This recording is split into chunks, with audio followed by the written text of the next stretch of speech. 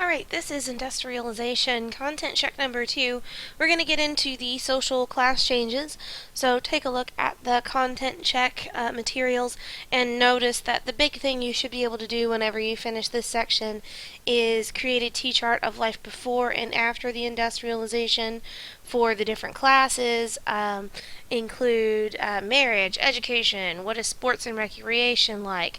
So lots of differences in social class changes, and this section will focus on that, and of course what is the new role of women. So we have talked previously about how Great Britain kind of started this whole Industrial Revolution thing. Germany is going to be a late bloomer in the industrialization game, but the holding out actually does them a little bit of a favor. Remember the waiting until the newer iPhone comes out example, where they're working now with a 6, and Great Britain is working with the old 4G type of reference. The backward, non-industrialized Europe countries. Notice Russia's over there, and again, take a look at some of the other countries that are on there. As we move into the 19th and 20th centuries here, we don't talk too much about some of these, and it's simply just because they were just so slow with the jumping into Industrial Revolution, so they've really got to kind of play catch up. There was a question though on your quiz that talked about Russia. Once the Tsar decides to go ahead and industrialize, it does happen quickly because again he just snaps his fingers and that's what does happen. But again, it was very, very backwards as far as industrialization was concerned. So what about the middle class? And there's a phrase here, mass society, that we see quite a bit and sometimes gets a question, or they use this terminology in a question on the test, that we're starting to blur those lines between social classes, and it's more about being a mass society rather than being different social classes. And this is all going to be tied into mass production. With industrialization, these new social classes form, so the lines start to blur. So whenever we get into mass production, think mass society. They've both got the same word mass in them, so hopefully that'll help you kind of remember that a little bit, that this is where mass society really emerges.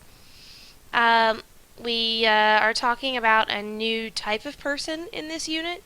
We've got wealthy elites, aristocrats, and upper middle class. So, your aristocracy would have been your noble families, people like that. The ones that had money and it was an inherited type of thing.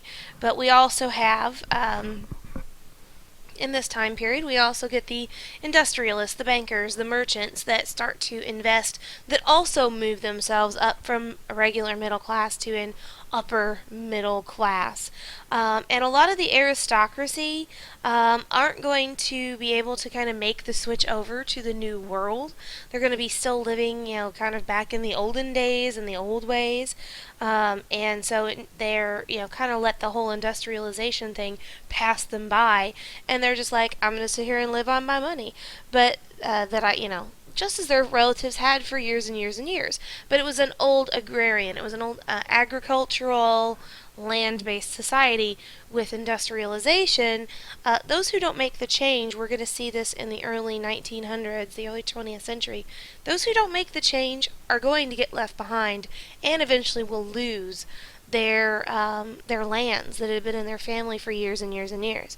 I love to talk about a show called Downton Abbey right about now because we see that struggle in the television show right around season 2, where the Lord of the Manor is struggling with making these new changes and selling off some of his land so that he can keep the bulk of the part that they live on and that they work with, because he's just not ready to go over to the old, or to switch from the old way of life. But there are some aristocrats who do. The ones who are invested in the industry and invest in industry are going to be called plutocrats. So there's a bit of a statistic there. It says in 1850, 73% of the millionaires were aristocratic class.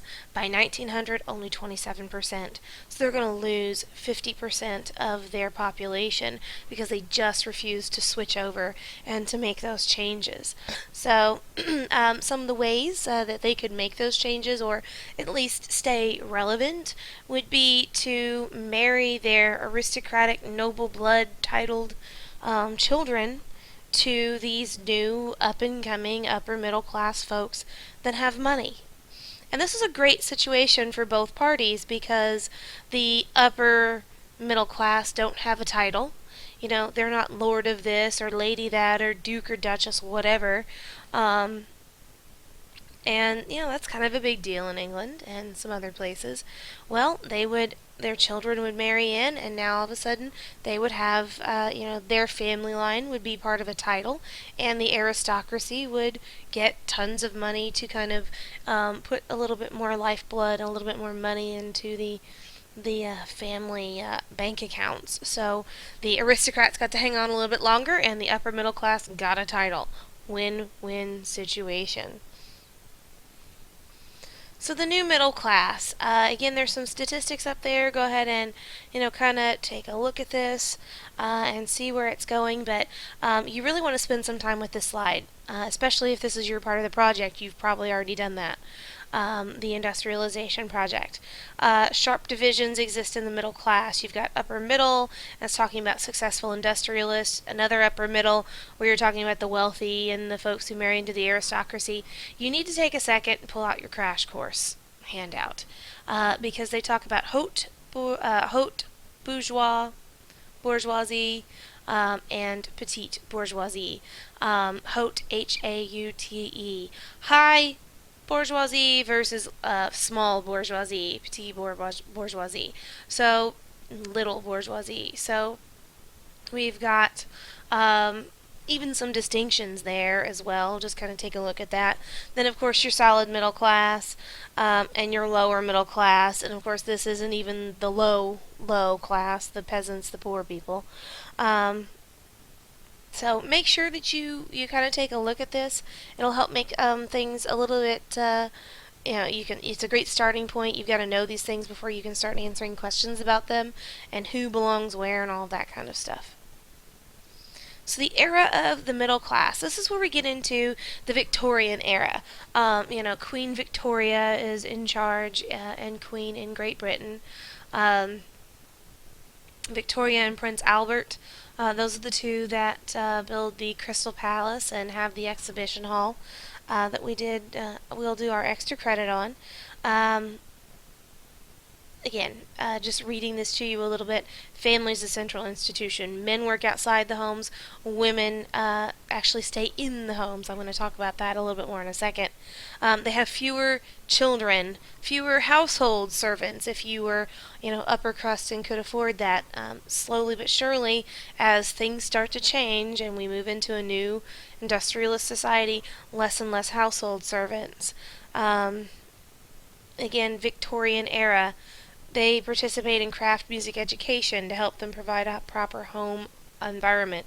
But it goes on to say women work very hard to keep up that middle class facade. It's that keeping up with the Joneses type thing that we would get into today, where you have to have this air of we're well off, we've got everything under control, type of deal. We also get into some new ideas on child rearing and education, allowing the kids to have a long childhood. Before all of this, when you just had a peasants class and very little middle class, everybody went to work. Everybody went to work out in the field. When you were old enough to go out and help, you did. Now they're going to start to get into these new ideas of education, and there's going to be a lot of educators we're going to be talking about. It starts off with Rousseau, if you really want to take it back a little bit, and then another guy named Emile Zola we're going to talk about in the next unit. These guys are really kind of coming up with these new ideas about education and the child and their development. The mothers are supposed to oversee the proper development. You've got to new gender roles. This is where we get into girls playing with girls' toys and boys playing with boys' toys. So, the girls would get the dolls, they'd get the kitchen set, they'd get the vacuum cleaner, the Easy Bake Oven, where the guys would get the Tonka trucks or the Lincoln Logs. Lincoln Logs were, again, just that. They look like logs and you could kind of build them, like Legos or the more advanced connects and things like that, because they were supposed to be the builders and the engineers, where the women were supposed to stay home and take care of the kids and cook and clean, and that was their deal. So sons were expected to follow in their father's footsteps. The activities they did were supposed to toughen them up, character building, show military type stuff. So Boy Scouts would be a good example. And the ideas of the middle class will be copied by others, especially the working class. So that lower middle working class there. They're the ones that are really kind of setting the example in this time period. Marriage and family patterns, we finally get into a time period where love is going to finally start to be the reason why people get married more often than not. Again, remember we're talking about the middle class. Not really so much for the aristocracy yet, although a little bit here and there. But remember, they were, a lot of the aristocracy are mixing with the upper middle class for the sole purposes of money. So, in the middle class, you're getting to actually marry for love. The decision to marry, therefore, many married at an older age. The wives must a little bit younger. Ladies were well supervised by parents, and those parents would scheme for a proper marriage. Young boys had considerable sexual experience. They were supposed to have actually, lost virginity and have some experience at that point. So, dabbling with the maids, the prostitutes, etc. They were expected to have that. Where, of course, ladies were supposed to say, oh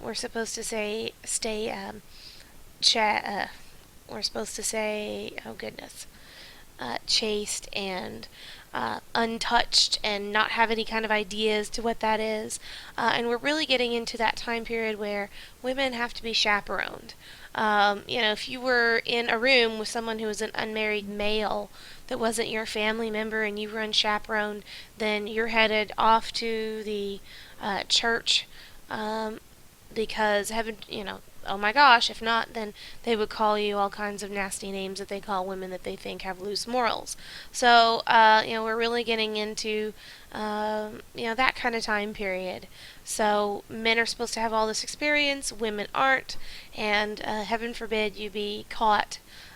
Even, just you were out on the back terrace and this guy happens to walk out and right behind him somebody sees you and oh my gosh. I mean, it literally could have been that drastic because as a female, your reputation would have been called into question. So, prostitution, this part just makes me sad.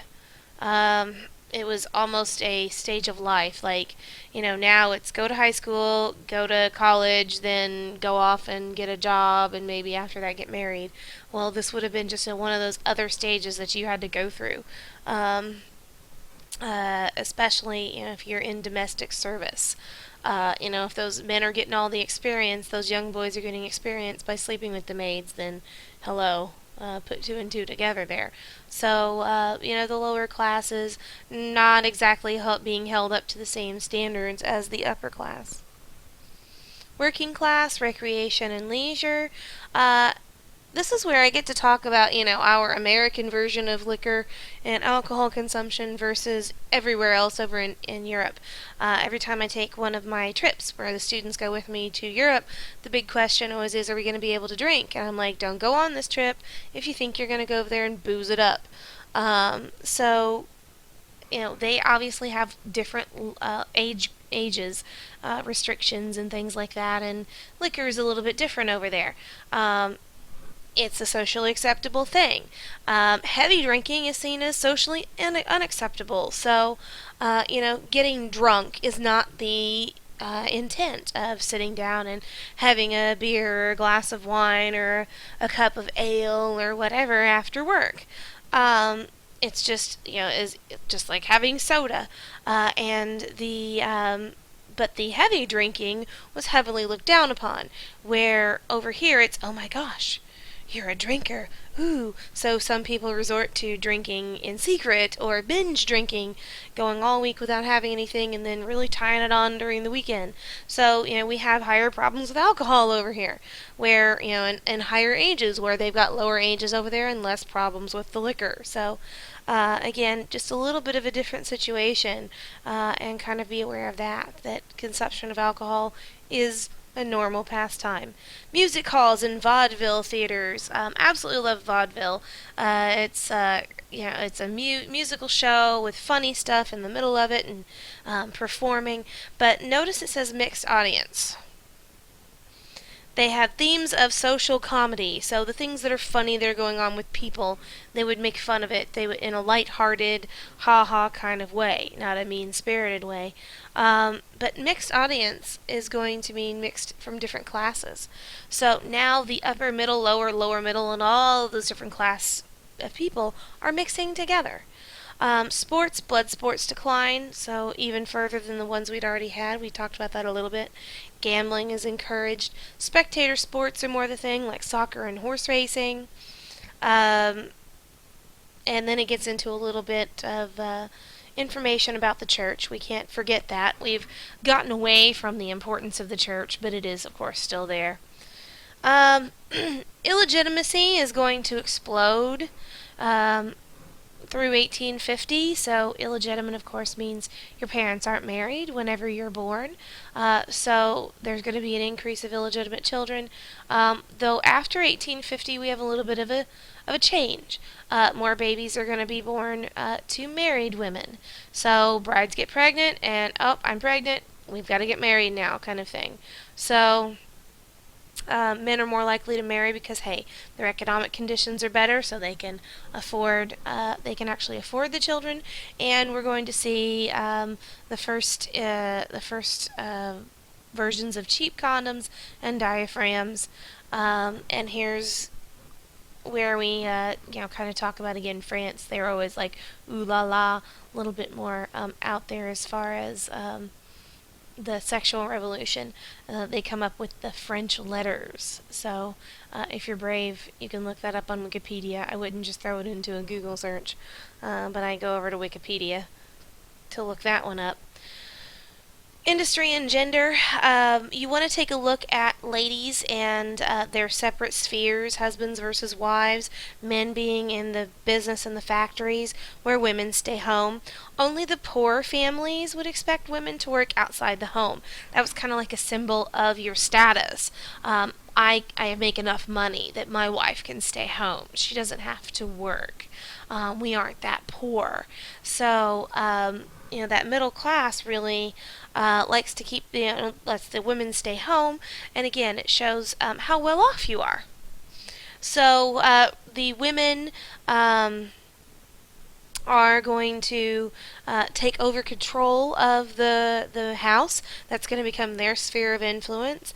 And see, we have few legal rights. Educational discrimination was the norm. Women's work. There is actually some folks who are out there. They aren't all working just in the factories, but that's the majority of it. We've got a little bit more opportunities than just prostitution. You've got secretaries, clerks, teachers, and nurses.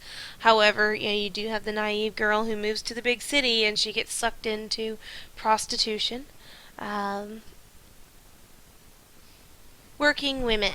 Following in the footsteps of Wollstonecraft 18th century, by the late 19th century, middle-class feminist movement is really going to pick up in this time period. We're not going to talk about it too much in this unit, but it will come back up in the late 1800s, and then the turn of the 20th century, we're really going to get the women or feminists are really going to get crazy with it. So we start to see more women campaigning for their rights, etc. It says working class women often join Marxist or socialist movements to gain the rights for the working class as a whole. And Marxist socialist movement things being good for the worker and everyone should be equal. There shouldn't be any of this upper, middle, lower type of deals. They want to get no, there shouldn't be a class system, even though there is, kind of thing. Um, that really appeals to the women because they want that equality and they want jobs on equal terms. And you've actually seen a female, hopefully at this point, you've seen a female Marxist or socialist, Miss Frances Kimball, in the Manchester essay. So, kind of go back and take a look at her. They tell you she's a socialist Marxist person. The tendency for your POV, since she's a woman, would be to talk about how females um, want equality, which would be valid POV. But if you can actually work it into acknowledging that as a socialist, she would want more rights for the working class, then that is a more sophisticated POV. So it's going to talk about professional rights and things that are happening, working class women, more dangers. I do want you to take a look at the crash course. More towards the back, there is this Cult of Domesticity and a whole section where you've got 4 different authors who write books. You've got John Stuart Mill, you've got Olympe de Gouges, we talked about her with the French Revolution, her Declaration of the Rights of Women and Citizen, Woman and Citizen, and a few other people where they talk about the angel in the house.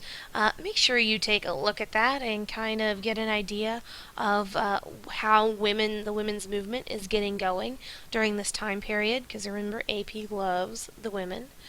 Middle class women, it says, have substantial control in the home. It's a little bit different from the ones who are subordinate. Women are usually, the ones making those decisions in the home. And they don't want, that's fine with them. They kind of take over. Again, that's their sphere of influence. And working outside the home is going to be rejected. Why go to work out there? Again, that status symbol. And again, the children, we have a better bond with their mothers and the fathers with the children. We have fewer children because parents want to be able to take care of them. Plus, we've got a emergence of a little bit better birth control methods. Middle class families, they want to be able to properly care. Fewer children are sent to foundling homes. I found the kid. Orphanages. So, if you're the poor class and you can't afford another kid, but you've got one, you're going to be forced to drop your newest child off at the doorstep of the foundling home. So you can see how the average of children drops per couple from 1870 by 1920. And that takes us to content check number 2. Please make sure you can do that kind of AT chart. What would life be? Whoops, what happened? Oh, went a little bit too far there. What would happen? And of course, it may not hurt to take a look at the AP Women Index, AP Euro, the Women of AP Euro Index, one more time just to get an idea of how things are changing between the different classes for women at this time period. See you next time.